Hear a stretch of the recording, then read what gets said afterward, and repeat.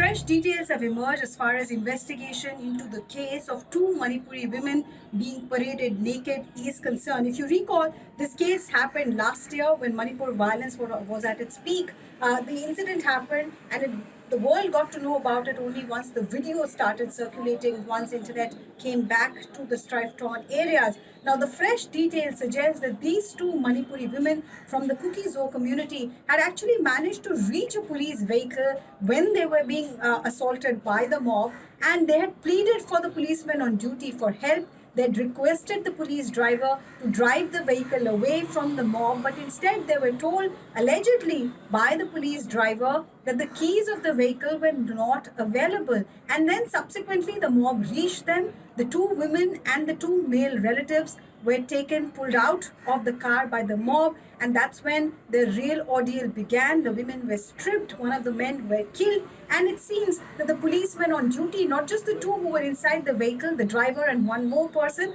but there were 3 or 4 others who were in the vicinity. None of them came to the rescue of these women. Manipur police immediately took action. All of them were suspended, and the CBI says that its investigation is ongoing. So here are the questions that are emerging. If CBI in its charge sheet found out, and they are attributing this entire investigation to one key witness, one woman who had seen the ordeal, who had seen the mob unleash its fury, she has come forward and given the sequence of events to the CBI. That's what the investigating officials have recorded in their charge sheet, confirmed by the officials here in New Delhi.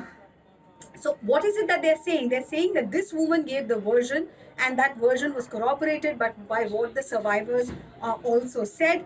Even when the incident had happened, the survivors and their family members had come out in the media and spoken about how police did nothing to help them. But now, what is being asked is if the CBI in its charge sheet also found merit in that allegation about police not just derelicting its duty, but also this can be seen by some as active collusion with the mob. So why is it that these people were not named in the charge sheet? CBI charge sheet names 6 people and 1 juvenile. The question is, why were these people not named? The answer from the CBI officials is that at this stage the investigation is ongoing. 1 charge sheet has been filed. There is a possibility of supplementary charge sheet. Manipur police on its part says that we got to know about how these cops behaved, and therefore immediate action was taken. DGP of the Manipur police confirmed to CNN News 18 the departmental action was taken against these policemen, and what the top cops of Manipur then go on to say is that soon after a suspension order was issued, the situation in Manipur was extremely volatile. The Supreme Court had stepped in and the matter went to CBI, and therefore as far as action against criminal law is concerned, that was left to the premier anti-corruption agency to do.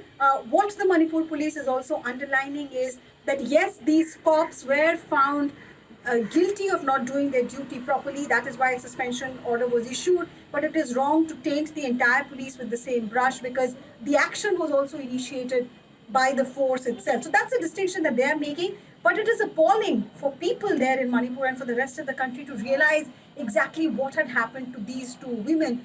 They were hoping that the men in khaki would save them, but instead they said, we don't have the key to the vehicle, allowed the mob to drag these people out of the car, and then subsequently just look away and leave them to the mercy of the mob. That is what has been recorded in CBI charge sheet.